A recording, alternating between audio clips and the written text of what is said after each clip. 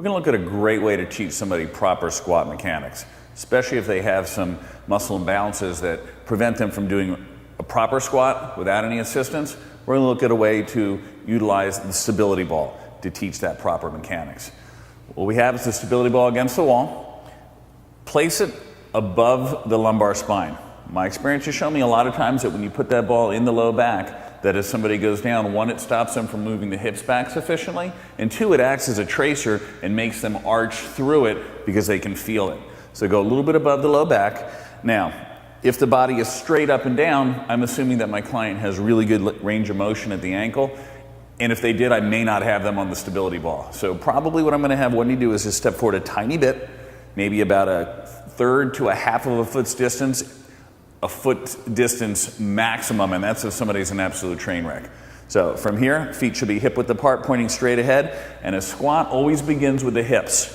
So the hips are going to move down and back first towards where the wall and the floor meets, and as the hips go back, the knees are going to bend and go forward.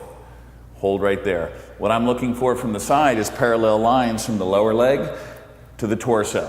I don't want to see an upright spine. Go ahead and bring it up. Bringing up, we want to lead and drive through with the hips. At the very top, squeeze the glutes and squeeze the quads.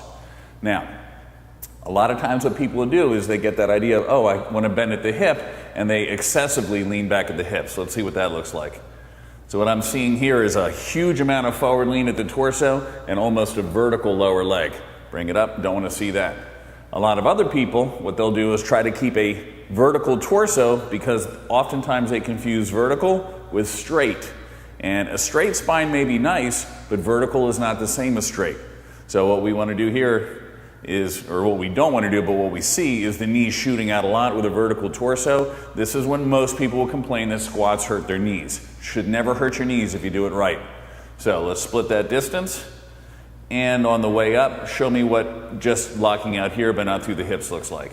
So a lot of people straighten the legs but not follow through the hips, and they'll still be a little bent forward at the hips. Complete the movement. The squat is a quad and a glute exercise, so make sure you get both of those suckers engaged. As the client gets better with it, we can move the feet back and eventually get rid of the ball. Great way to teach somebody how to squat. Great way to get them how to use their quads and glutes. I hope you find it a helpful exercise.